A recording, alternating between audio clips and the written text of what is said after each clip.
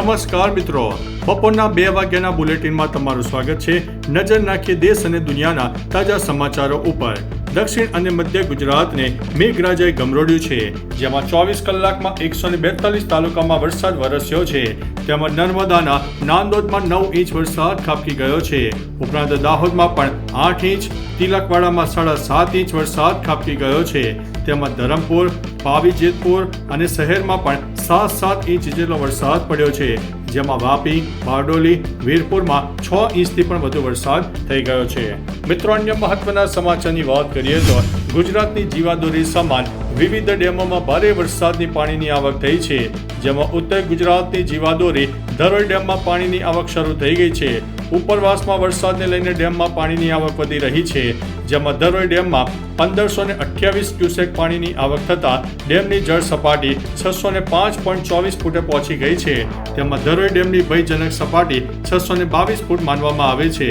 તેમાં ધરોઈ ડેમમાં હાલ 46.06% પાણીનો જથ્થો સંગ્રહિત થયો છે। મિત્રો, અન્ય મહત્વના સમાચારની વાત કરીએ તો વડોદરાથી એક દુઃખના સમાચાર સામે આવી રહ્યા છે। પાલિકા વિરુદ્ધ પરિવારજનોનો ભારે રોષ જોવા મળ્યો છે। વડોદરામાં પાલિકાએ ખોદેલા ખાડા હવે જીવલેણ સાબિત થયા છે। એક રિક્ષા પલટી ખાઈ જતા ચાલક ગંભીર રીતે ઘાયલ થયો હતો અને મોતને ભેટ્યો હતો। પાલિકા સામે પરિવારજનોએ ભારે રોષ વ્યક્ત કર્યો છે।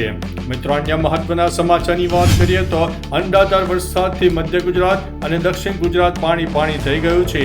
ધોધનું નયનરમ્ય દ્રશ્ય પણ જોવા મળ્યું છે। નર્મદાના સાગબારા ને તાપીના કુકરમુંડામાં 4 કલાકમાં 4 ઇંચ વરસાદ અને 4 વાગ્યા સુધીમાં દક્ષિણ ગુજરાત, ભાવનગર, અમરેલી અને બનાસકાંઠામાં ઓરેન્જ એલર્ટ પણ આપવામાં આવ્યું છે। મિત્રો, અન્ય મહત્વના સમાચારની વાત કરીએ તો અવકાશમાં પહોંચ્યા પછી શુભાંશુએ કહ્યું છે કે વોટર રાઇડ ખભા પરનો તિરંગો દેશ સાથે જોડાયેલો છે। લોન્ચિંગ સફળ થતાં માતા પિતા ભાવુક થઈ ગયા છે। મિત્રો, અન્ય મહત્વના સમાચારની વાત કરીએ તો યુદ્ધ વિરામ બાદ ભારતીય દૂતાવાસે ઓપરેશન સિંધુ બંધ કર્યું છે અને કહ્યું છે કે ફરી સંકટ ઊભું થશે તો ફરીથી સમીક્ષા કરીશું। મિત્રો, અન્ય મહત્વના સમાચારની વાત કરીએ તો ગુજરાતમાં છેલ્લા 15 દિવસથી મેઘમહેર જોવા મળી રહી છે। જો કે અમુક વિસ્તારમાં મેઘરાજા મહેરબાન થઈને વરસી રહ્યા છે। છેલ્લા 2 દિવસથી અતિ ભારે વરસાદના કારણે દક્ષિણ ગુજરાતના અનેક જિલ્લાઓમાં સ્થિતિ કફોડી બની હતી। સુરત અને તાપીના અનેક વિસ્તારો બેટમાં ફેરવાઈ ગયા છે। જો કે હજુ સુધી વરસાદ ખમૈયા કરવા તૈયાર નથી। આજે પણ દક્ષિણ ગુજરાતમાં વરસાદ યથાવત રહ્યો છે।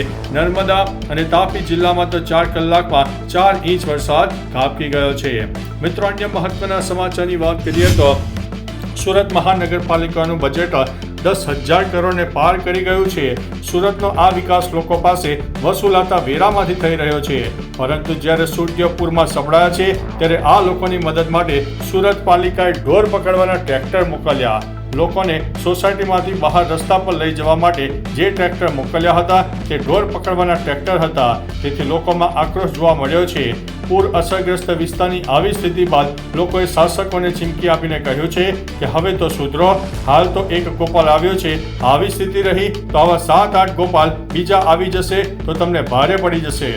મિત્રો, અન્ય મહત્વના સમાચારની વાત કરીએ તો સુરતમાં સોમવારથી શરૂ થયેલી વરસાદી અને ખાડી પૂરની આફત બંધ થવાનું નામ લેતી નથી। સુરતમાં મંગળવારે એટલે કે 25 જૂનના રોજ ખાડીના પૂરના પાણીમાં લોકોના ઘર સહિત અનેક વિસ્તારમાં ફરી વળ્યા છે। બુધવારે 24 કલાકથી વધુ સમય વીતી ગયો હોવા છતાં આ ખાડી પૂરના પાણીથી ઓસરી નથી, જેના કારણે લોકોની સ્થિતિ હવે કફોડી બની ચૂકી છે। મિત્રો, અન્ય મહત્વના સમાચારની વાત કરીએ તો ભારત ફરી એકવાર અંતરિક્ષ ક્ષેત્રે ઇતિહાસ રચવાની તૈયારીમાં છે।